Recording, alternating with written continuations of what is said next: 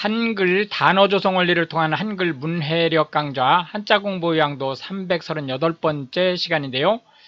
오늘 처음으로 살펴볼 한자는 탄자가 되겠습니다. 탄자는 탄환이란 의미를 가지고 있죠. 또한 탄력이 있다 라는 의미의 탄자가 되겠습니다. 총알이라는 의미의 탄자가 되겠습니다. 하나, 둘, 셋, 넷, 다섯, 여섯, 일곱, 여덟, 아홉, 열, 열하나, 열둘, 열셋, 열넷, 열다섯 해서 총 15획에 해당하는 한자가 되겠습니다. 원래 이제 이 탄자는 지금 현재는 이게 이제 총알이라든지 대포에서 쓰는 폭탄이라든지 이제 이런 뜻을 가지고 있지만 원래는 이제 화살 시위를 당기다 라는 의미를 가지고 있기 때문에 이게 탄력이라는 의미와 일맥상통하는 말이다 이렇게 보시면 되겠습니다. 그래서 총탄이라고 하는 것은 총알을 얘기하는 거고요. 탄환 역시 이게 총알인데 탄환은 원래는 이 구슬 모양이었죠. 옛날 총탄은 구슬 모양이었습니다. 지금은 좀 이제 길쭉하고 끝머리가 약간 뾰족하고 뒷부분이 이제 원형으로 되어 있는 탄을 쓰지만 원래는 이제 구슬 모양이었죠. 그래서 이제 탄환이라는 말이 붙은 거죠. 탄성이라고 하는 것은 화살 시위를 당겼다가 놓으면은 다시 도로 이 시위가 원 상태로 돌아가죠. 그걸 우리가 이제 탄성이라고 얘기를 하고, 탄력이라고 하는 것은 탄성과 똑같은 의미를 가진 말이거나 또는 탄성의 정도를 얘기하는 말로 쓸 수 있겠습니다. 탄핵이라고 하는 것은 잘못된 일을 들어서 징계를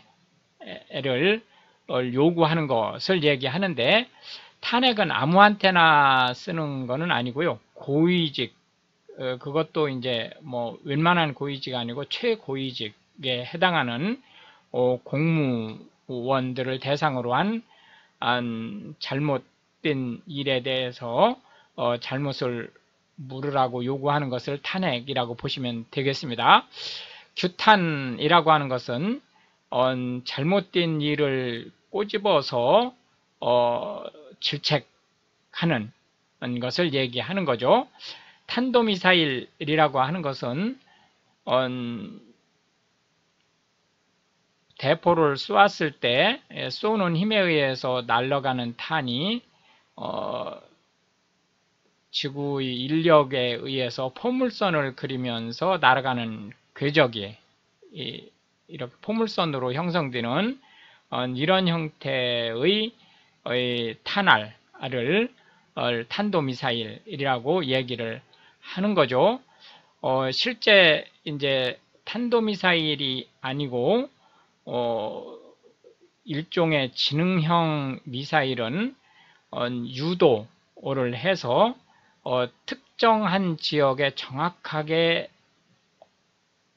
이제 안착하게 하는 성질을 가지고 있죠. 그러한 유도미사일과 달리 탄도미사일은 발사할 때 정확한 계산을 하지 않으면 목표했던 지역에서 벗어나서 떨어질 수 있죠. 수류탄이라고 하는 것은 손으로 던지는 유탄을 얘기하는데, 유탄이라고 하는 것은 원래는 그 사냥용 총처럼 탄피 안에 여러 개의 총알이 이렇게 들어있어 가지고 얘가 비산하면서 그 살상 반경을 넓히는 것을 얘기하는데, 지금 현재의 이제 유탄들은 이런 형태라기보다는 이게 이제 쪼개지는 형태를 가지고 있죠. 쇠가 파편이 되면서 쪼개지는 그런 이제 형태의 유탄이 된다 이렇게 보시면 되겠고요. 방탄복이라고 하는 것은 총알 아래서 신체를 보호할 수 있는 재킷을 얘기한다고 보시면 되겠습니다. 해서 탄자는 총알이라는 의미의 반대 개념으로 화살이라는 시자를 들어봤고요. 또 하나는 이제 외부의 힘을 없애면 원래 상태로 돌아가는 그 탄력이라는 의미의 반대 개념으로 경이라는 딱딱해서 탄성이 없는 것을 상대 개념으로 살펴보았습니다. 두 번째로 살펴볼 한자는 팔다 라는 의미의 판자가 되겠습니다. 물건을 팔다 그런 의미의 판자가 되겠습니다. 통상 이제 돈을 받고 거래하는 것을 얘기하는 것이 되겠습니다. 하나, 둘, 셋, 넷, 다섯, 여섯, 일곱, 여덟, 아홉, 열, 열하나 해서 총 11획에 해당하는 한자가 되겠습니다. 돈을 받고 물건을 팔다 라는 의미가 되는데, 여기서 물건이라 하면 꼭 동산만 포함되는 게 아니고 부동산을 다 모두 포함하는 거죠. 재산적 가치가 있는 것은 모두 포함한다 이렇게 보시면 되겠습니다. 판매하다 라고 하는 것은 무엇인가를 팔다 라는 뜻이고, 판촉이라고 하는 것은 판매를 촉진하는 행위를 얘기하는 거죠. 해서 판매를 촉진하는 이벤트를 판촉 행사라고 얘기를 하는 거고요. 자판기라고 하는 것은 자동 판매기의 약자죠. 해서 통상 이제 코인을 넣는데 지폐를 넣을 수도 있습니다. 해서 지폐나 코인, 요즘에는 이제 뭐 카드도 사용될 수 있죠. 해서 판매를 사람이 개입하지 않고 기계가 하는 것을 얘기합니다. 시판하다라고 하는 것은 시중 판매하다의 약자죠. 해서 시중에서 돈을 주고 구할 수 있다라는 뜻입니다. 판로라고 하는 것은 판매 루트, 판매 경로를 얘기하는 거고, 시장의 종류를 얘기하는 거죠. 통신 판매하면 이 판로 중에서 이제 통신 판매가 있는 거죠. 시장 판매로 갈 수도 있는 거고, 통신 판매는 원격 판매를 얘기합니다. 이 자판기가 사람이 개입하지 않지만 기계가 파는데 반해서 통신 판매는 직접 대면에서 판매하는 것이 아니고 전화, 이메일 또는 인터넷 이런 수단을 통해서 원격 판매를 하는 것을 얘기하죠. 판촉물이라고 하는 것은 이 판촉 행사를 위해서 이제 무료로 이제 배포되는 사은품이라고 보시면 되겠고요. 구판장이라고 하는 것은 회원들이 특정한 제품을 싸게 구매하기 위해서 운영하는 샵을 얘기한다 이렇게 보시면 되겠습니다. 총판이라고 하는 것은 해당 물건을 시장에 내보내는 총책임을 맡고 있는 기관을 얘기하는 거고요. 이렇게 해서 이제 팔다라는 의미의 상대 개념으로는 사다라는 의미의 구자로 들어보았습니다. 마지막 세 번째 살펴볼 한자는 함자가 되겠는데요. 함자라고 하는 것은 어딘가에 떨어져 들어가다 라는 의미를 가지고 있습니다. 해서 빠져 들어가다 라는 의미의 함자를 살펴보겠습니다. 빠져들어가다 라는 의미의 함자를 살펴보겠습니다. 함자는 하나, 둘, 셋, 넷, 다섯, 여섯, 일곱, 여덟, 아홉, 열, 열하나 해서 총 11획에 해당하는 한자가 되겠습니다.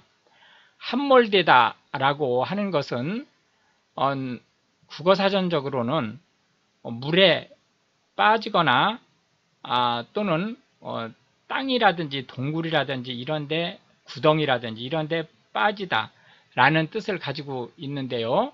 실제 현대 한국어에서 함몰되다 라고 하면 무너져 내린 안으로 파묻히다 이런 뜻을 가지고 있습니다. 땅이 원래는 땅이 이렇게 있었던 땅인데 여기가 무너져 내리면서 이 안에 파묻히다 이런 의미를 가지고 있습니다.